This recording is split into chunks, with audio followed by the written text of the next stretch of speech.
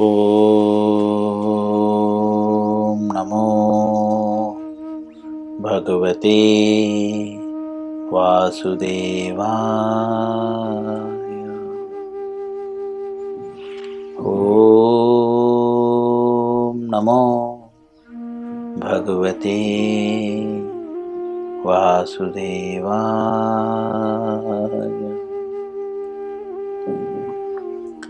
ॐ नमो भगवते वासुदेवाय।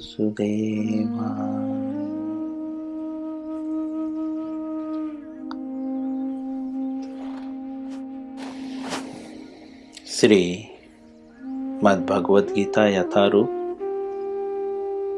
अध्याय 10। अध्याय का नाम है श्री भगवान का ऐश्वर्य। श्लोक संख्या 10। आज इस श्लोक का चौथा दिन है।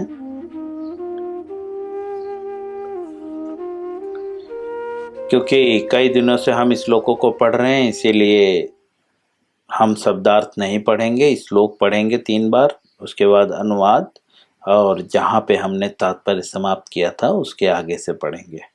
सभी लोग मेरे पीछे श्लोकों को उच्चारण करने का प्रयत्न करें। 10वें अध्याय का 10वां श्लोक। तेषां सततयुक्तानां भजतां प्रीतिपूर्वकं ददामि बुद्धियोगं तं येन मामुपयान्ति ते। पुनः तेषां सततयुक्तानां भजतां प्रीतिपूर्वकं ददामि बुद्धियोगं तं येन मामुपयान्ति ते। पुनः एक बार। तेषां सततयुक्तानां भजतां प्रीतिपूर्वकं ददामि बुद्धियोगं तं येन मामुपयान्ति ते। अनुवाद। जो प्रेम पूर्वक मेरी सेवा करने में निरंतर लगे रहते हैं, उन्हें मैं ज्ञान प्रदान करता हूँ, जिसके द्वारा वे मुझ तक आ सकते हैं।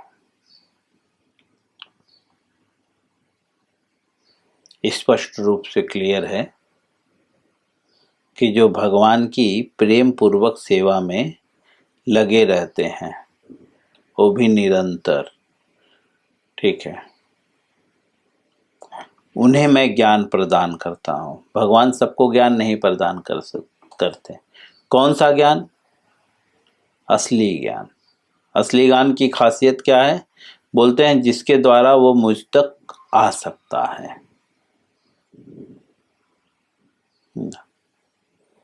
अगर हमें भगवान के पास जाना है, यहाँ पे भगवान बोल रहे वे जो है मुझ तक आ सकते हैं, मतलब हम भगवान तक जा सकते हैं। कैसे जा सकते हैं?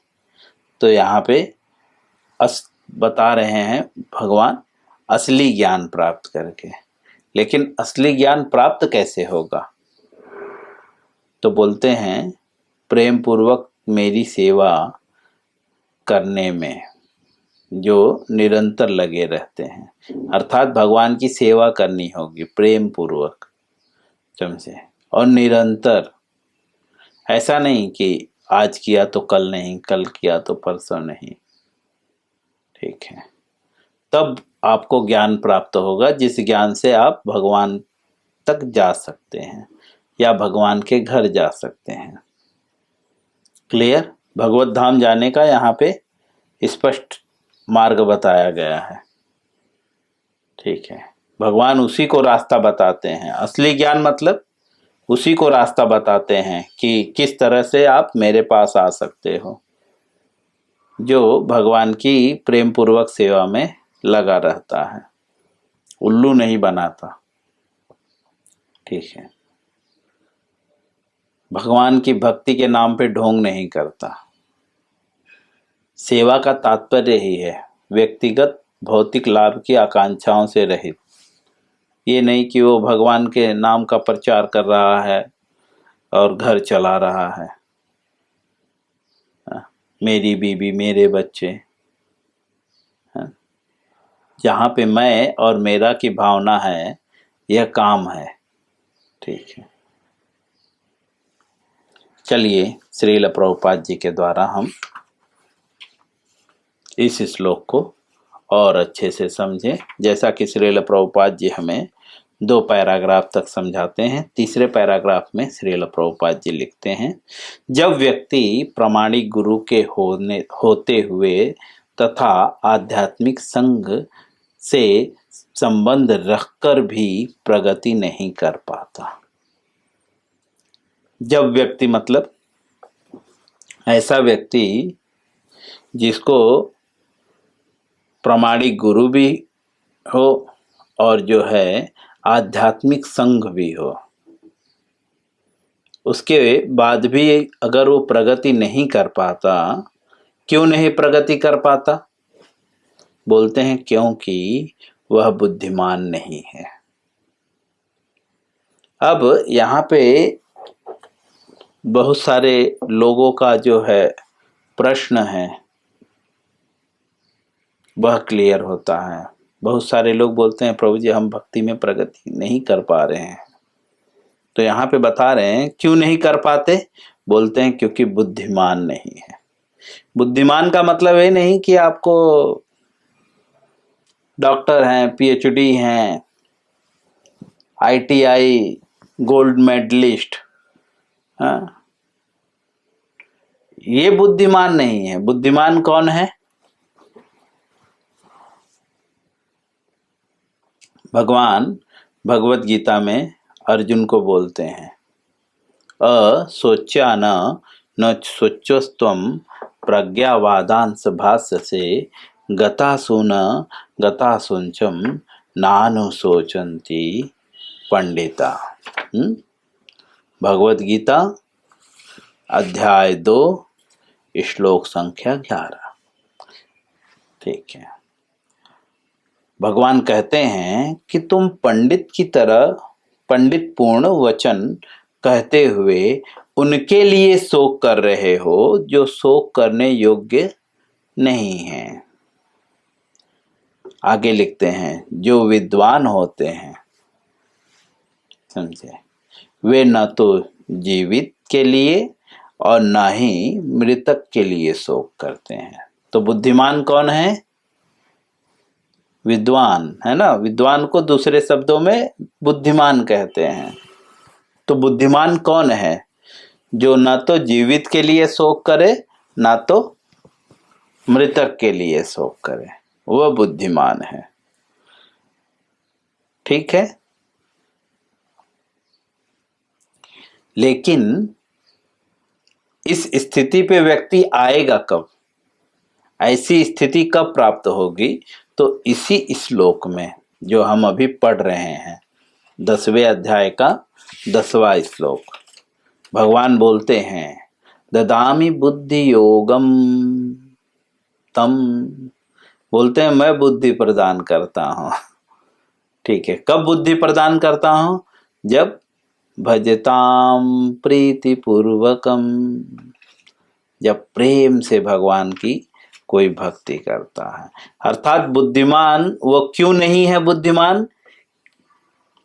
प्रभुपाद जी लिख रहे हैं यहाँ पे कि गुरु के प्रामाणिक गुरु के होते हुए भी और आध्यात्मिक संगति करके भी जो है वह प्रगति नहीं करता। जैसे मंदिर में बहुत सारे लोग हैं जो प्रामाणिक गुरु की संगति भी कर रहे हैं, हाँ, प्रामाणिक गुरु हैं मंदिर में, और प्लस भक्तों की भी संगति कर रहे हैं, लेकिन कभी भक्ति नहीं किए, प्रगति नहीं किए।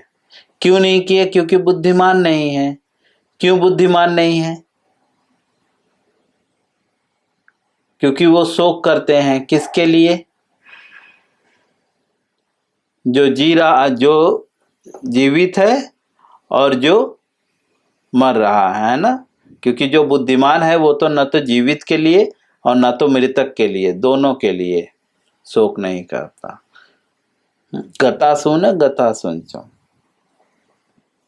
वह बुद्धिमान नहीं है जो शोक करता है। जो शोक नहीं करता वह बुद्धिमान है, भगवद गीता के दूसरे अध्याय के 11वें श्लोक के अकॉर्डिंग। लेकिन तो वह बुद्धिहीन क्यों है? क्योंकि भगवान ने उसे बुद्धि ही नहीं दी। भगवान सबको बुद्धि नहीं देते।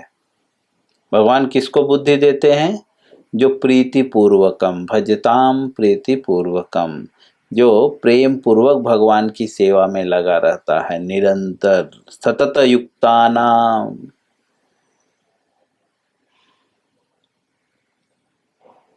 उसको भगवान बुद्धि देते हैं,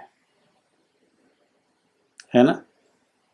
अर्थात मंदिर में जो व्यक्ति है, सेवा कर रहा है, वो क्या नहीं कर रहा है? उसके पास बुद्धि क्यों नहीं है? क्योंकि वह प्रेम से सेवा नहीं कर रहा है। कर तो रहा है सेवा, लेकिन प्रेम से नहीं कर रहा और सतत नहीं कर रहा है। हाँ, तेसाम सतत युक्ताना, समझे। निरंतर जो है सेवा नहीं कर रहा है वो, और दूसरा प्रेम पूर्वक नहीं कर रहा है। हम ऐसा बोल रहे हैं सेवा, लेकिन वो सेवा नहीं कर रहा है। एक्चुअली सेवा ही नहीं कर रहा है, ना प्रेम पूर्वक कर रहा है और ना सेवा कर रहा है और न सतत कर रहा है। इस वजह से वह बुद्धिमान नहीं है और इस कारण से वो मंदिर में रहता भी है। बहुत सारे ऐसे लोग हैं मंदिर में 20-20 साल, 25-25 साल, 50 साल बिता दिए, लेकिन वो प्रगति नहीं करते क्योंकि वे बुद्धिमान नहीं है। क्यों बुद्धिमान नहीं है? क्योंकि वो अपने स्वार्थ को लेकर सब कुछ करते हैं। कोई भी काम करते हैं पैसा चाहिए, सेवा करते हैं प्रसाद चाहिए, ठीक है। क्योंकि सेवा का तात्पर्य क्या है? भगवत गीता के अकॉर्डिंग व्यक्तिगत लाभ की आकांक्षाओं से रहित होकर जो कर्म किया जाता है वो एक्चुअल में सेवा है।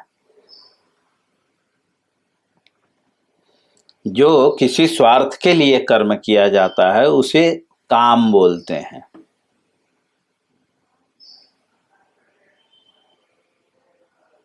और भगवान ऐसे व्यक्ति को बुद्धि नहीं प्रदान करते, इसीलिए उसके पास बुद्धि नहीं है।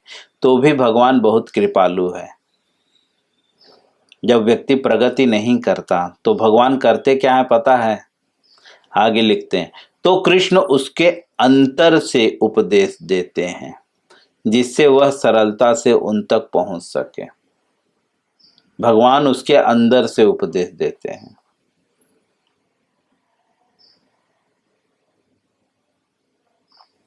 हम बहुत सारे लोगों के जीवन में ये घटित हुआ है, अचानक ही परिवर्तन आ गया है। लोग बोलते भी हैं प्रभु जी दिल किया बस, लेकिन भगवान अंतर्मन से कब उपदेश देते हैं? जब जिज्ञासा उठती है, अथा तो ब्रह्म जिज्ञासा। जब तक आप जिज्ञासा नहीं करते तब तक भगवान भी आपका साथ नहीं देते। वो बोलते हैं ना, जिसकी पढ़ने की इच्छा ना हो उसको भगवान भी नहीं पढ़ा सकते, है ना। हम लोग समाज में यह शब्द प्रयोग करते हैं।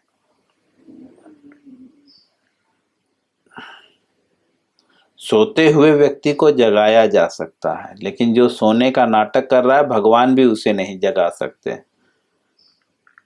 तो हम उसको उठाने के लिए क्या करते हैं? पिटाई करते हैं उसकी, है ना। तो अर्थात जब व्यक्ति की पिटाई होती है और फिर उसके मन में जिज्ञासा होती है कि मैं क्यों पिट रहा हूं, ठीक है, तब जाकर भगवान उसे अंतर्मन से उपदेश देते हैं। क्या उपदेश देते हैं कि यार सामने जो है प्रामाणिक गुरु है, उसके पास जाओ। तत्विद्धि परिप्रातेन परिप्रश्नेन सेवा। जैसे अर्जुन को भगवान ने कब ज्ञान प्रदान किया? जब अर्जुन शोक में डूब गया एकदम, तब तक भगवान ने कुछ नहीं कहा। और शोक में डूबने के बाद जो है अर्जुन से भगवान ने जो है अर्जुन को उपदेश दिया। लेकिन अर्जुन ने पहले किया क्या? जब अर्जुन शोक में डूब गया तो अर्जुन ने भगवान से प्रश्न किया। क्या प्रश्न किया? वही दूसरे अध्याय में ही, कार्पण्य दोषोपह स्वभाव पिच्छामि त्वां धर्म समूढ़ चेता यश्रेयः स्यात् निश्चित ब्रूहि तन्मे शिष्यस्तेऽहं स्याधिमां त्वां प्रपन्नम्। सारा प्रयास करके जब थक गया अर्जुन, बहुत बड़ी बड़ी बातें, जैसे जो भक्ति नहीं करते हैं ना, लोग बहुत बड़ी बड़ी बातें करते हैं, है ना, खुद को बुद्धिमान बताने का प्रयत्न करते हैं। इसी तरह से अर्जुन भी खुद को बहुत बुद्धिमान बता रहा था। भगवान ने उसको ज्ञान नहीं दिया। कब तक नहीं दिया? जब तक वह हाथ जोड़कर बोला, प्रभु मैं अपनी कृपण दुर्बलता के कारण। कृपण का मतलब कंजूस, और दुर्बलता का मतलब दोषपूर्ण। अर्थात मेरे अंदर बहुत कमी है प्रभु, इसके कारण मैं अपना कर्तव्य भूल गया हूं। मुझे समझ में नहीं आ रहा है क्या करना है क्या नहीं करना है, और मैं मेरा धैर्य खोता जा रहा हूं। अथवा अब मैं आपसे पूछता हूं, ठीक है, मेरे लिए जो श्रेयस्कर है निश्चित रूप से आप मुझे बताइए। तब जाकर पूछा,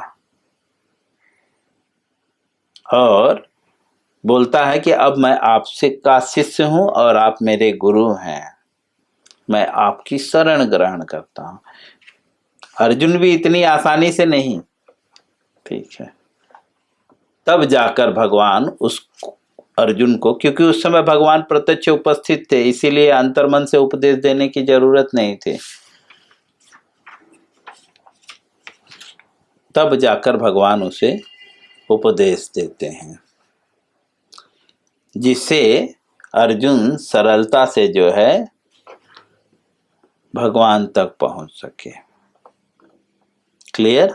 अब श्रील प्रभुपाद जी आगे लिखते हैं, इसके लिए जिस योग्यता की अपेक्षा है वह यह है, कृष्ण भावनामृत में निरंतर रहकर प्रेम तथा भक्ति के साथ सभी प्रकार की सेवा की जाए। बोलते हैं कि भगवान आपको अंतर्मन से कब उपदेश देंगे, उसके लिए क्या योग्यता चाहिए? कि जैसा कि मैंने बताया, प्रेम पूर्वक। जब तक आप सेवा नहीं करोगे तब तक आपको भगवान बुद्धि नहीं प्रदान करेंगे।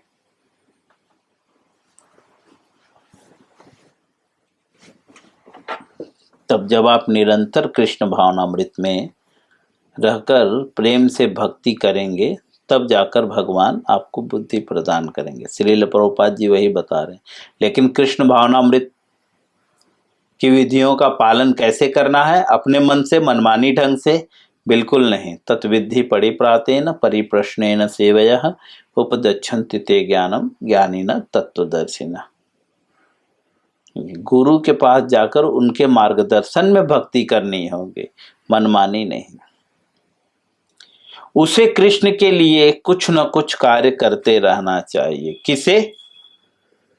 जो बुद्धि चाहता है।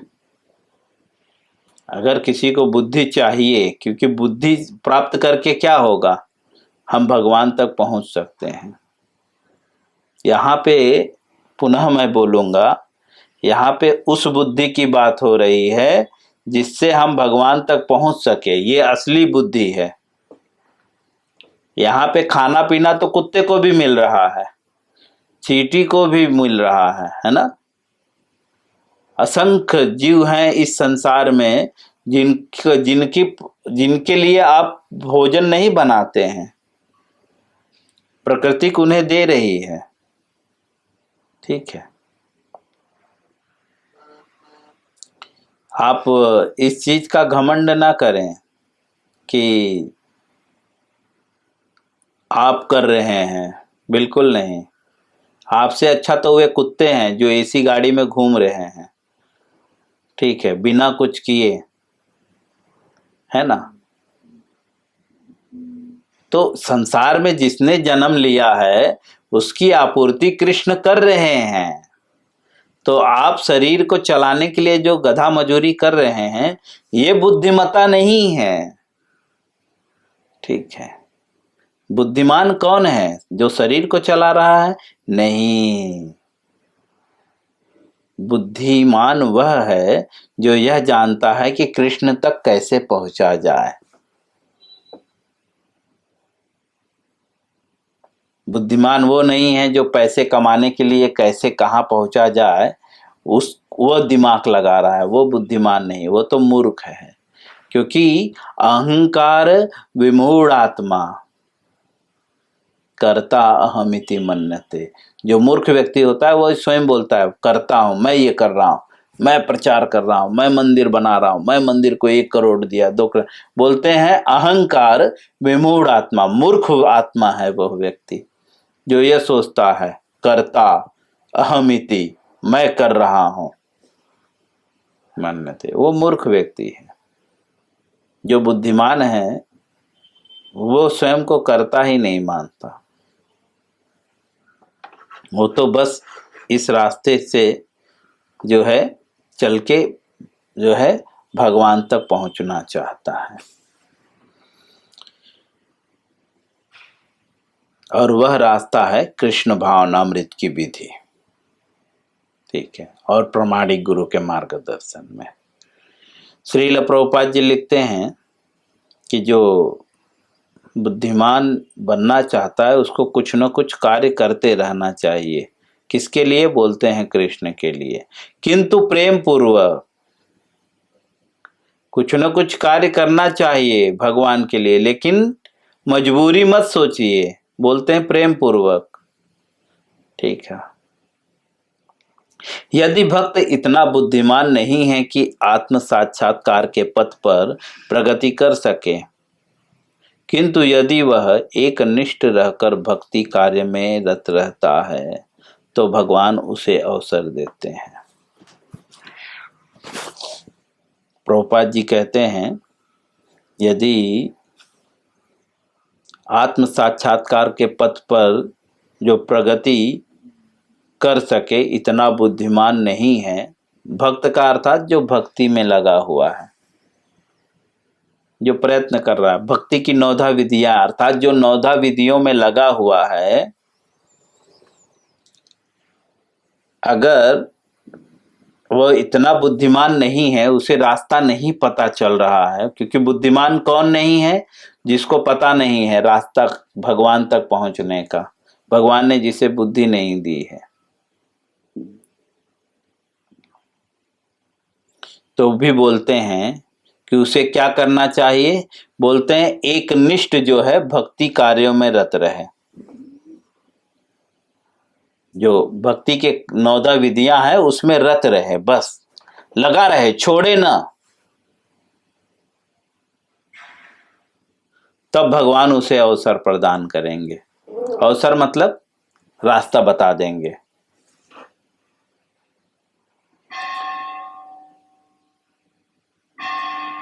क्या अवसर प्रदान करेंगे? श्रील प्रभुपाद जी आगे स्वयं भी स्पष्ट करते हैं कि उन्नति करके करके अंत में उसके पास पहुंच जाए।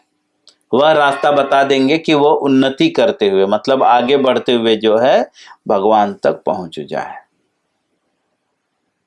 इस प्रकार से श्रील प्रभुपाद जी भगवद गीता के 10वें अध्याय के 10वें श्लोक के अनुवाद और तात्पर्य को पूर्ण करते हैं। हरे कृष्णा।